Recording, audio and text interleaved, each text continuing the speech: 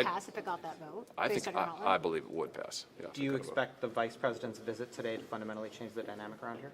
Oh, I don't know the answer to that. I don't want to speculate on what the vice president will say. Basically, the gist of it says, these actions that were taken with the auto pen should not be considered valid unless there's concrete evidence it was Biden who was directing this use. Do you agree with that? And what is the implication, going forward if, some of these pardons might not have been valid? Huge implications. I mean, huge implications. And what it would mean most immediately is folks who would otherwise be prosecuted. I mean, the effect of the pardon, of course, is you can't be prosecuted.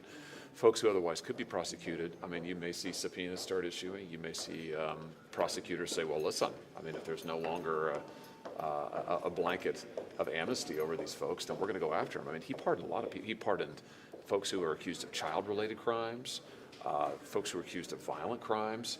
So if I'm a prosecutor, and I was one for several years, I mean, I'd look at that and say, hey, I'd like to get these people back into court. So I think But that do may you be really the think these immediate are effect. null and void, these pardons? I mean, I'm concerned about it for the reasons just outlined. I mean, it seems to me, listen, the pardon power, it's an extraordinary power, Manu. There are guidelines, both in the White House rules and I think in statute, although you might have to check me on that, about how the pardon power is used and how the auto pen is used. There's no doubt the president can pardon pretty much whomever he chooses.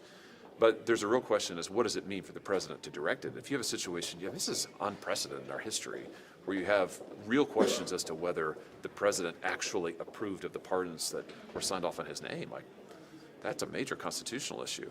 And this may get sorted out in court, because what would happen is if a prosecutor came to somebody who's ostensibly been pardoned and said, you know what, I'm gonna charge you, I'm gonna subpoena you, I'm sure they would say, well, I have a pardon, and then that'll go to court. So we may see a lot more of this.